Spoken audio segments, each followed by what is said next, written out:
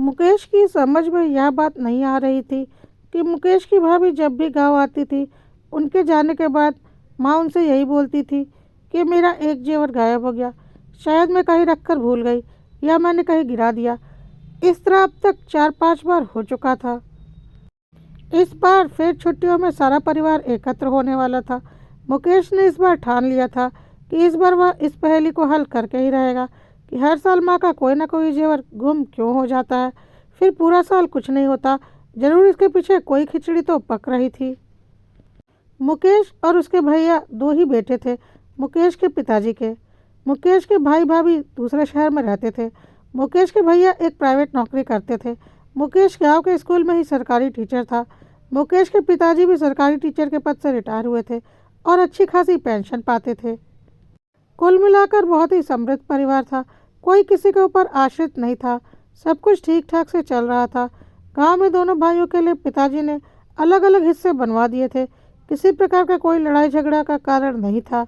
सब अपना अपना कमा और खा रहे थे। पर अभी कुछ दिनों से मुकेश यह गौर कर रहा था कि भाभी जब भी आती हैं, माँ का कोई ना कोई जेवर गुम हो जाता है। वह भी उनके जाने के बाद। जब माँ बताती हैं कि जेवर गुम हो गया, मुकेश ने सोच लिया था कि वह इस राज का पता लगा कर रहेगा, क्योंकि ऐसा तो हो ही नहीं सकता था कि माँ का हर साल कोई ना कोई जेवर गायब हो जाए और वह सीधे तौर पर कुछ कह भी नहीं सकता था।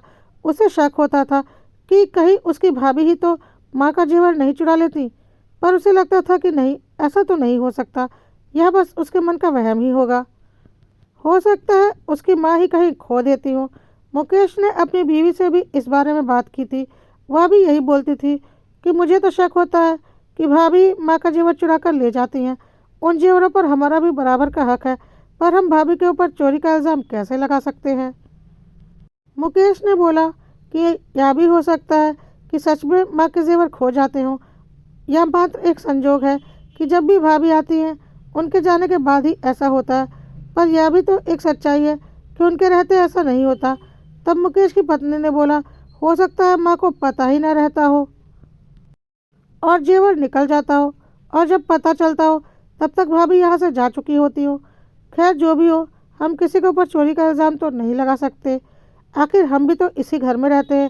यही बात तो भाभी भी बोल सकती हैं कि माँ के जेवर कैसे गायब हो रहे हैं।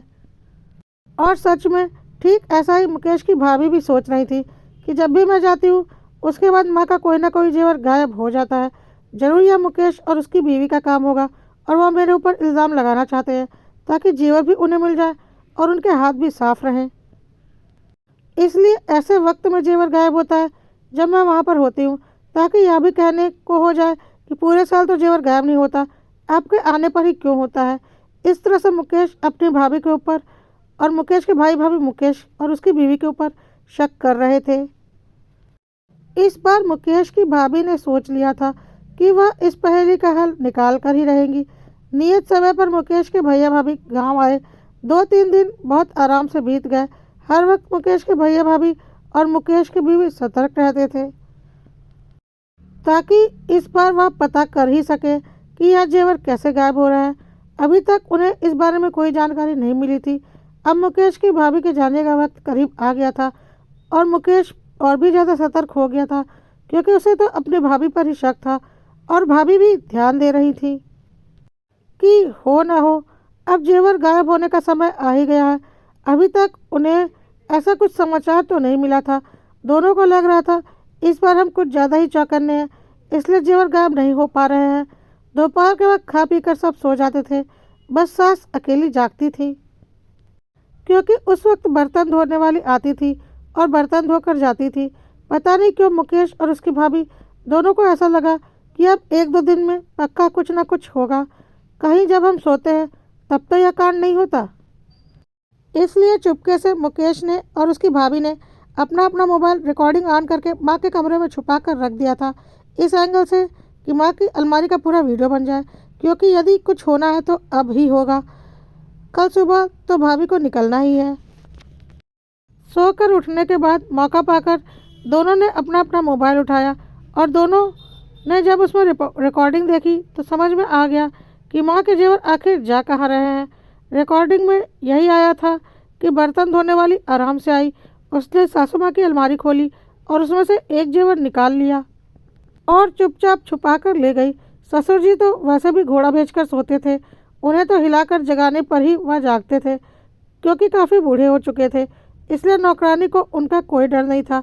मुकेश और उसके भैया भाभी अपना अपना रूम अंदर से बंद करके दोपहर में सोते थे, और सास जो कि बर्तन वाली के साथ बैठकर बर्तन धुलवाती थी, वह भी खाना खाने के बाद वहीं बैठे बैठे झपकियाँ लेती रहती थी और गहरी नींद में चली जाती थी।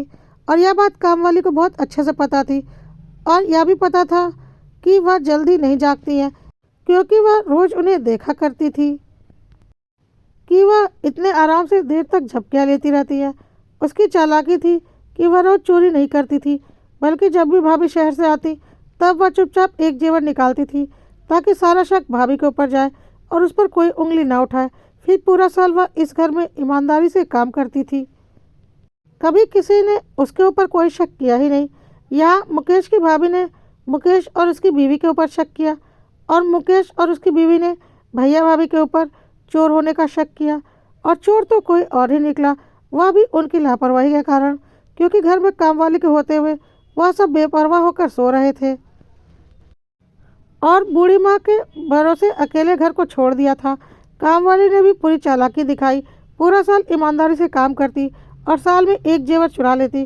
खैर, अब उसकी पोल खुल चुकी थी और उसे काम से निकाला भी जा चुका था, पर इससे एक बहुत बड़ा सबक मुकेश और उसके भाई भाभी को मिल चुका था कि शक एक बहुत ही गंदी बीमारी होती है, अच्छे अच्छे रिश्तों में दरार ले आती है। अच्छा हुआ कि उन्होंने कुछ भी बोलने से पहले खुद ही सच्चाई को जानने का फैसला कर लिया था, नहीं तो यदि वह कुछ बोलते तो बस रिश्ते खराब होते और कुछ भी नहीं। दोस्तों, यह एक काल्पनिक कहानी है, पर यह सच्चाई है कि शक का कीड़ा अच्छे से अच्छे रिश्तों में भी दरार डाल देता है। इसलिए शक करने से अच्छा है कि सच्चाई की जांच करो। कड़वा सत्य, कॉपीराइट्स।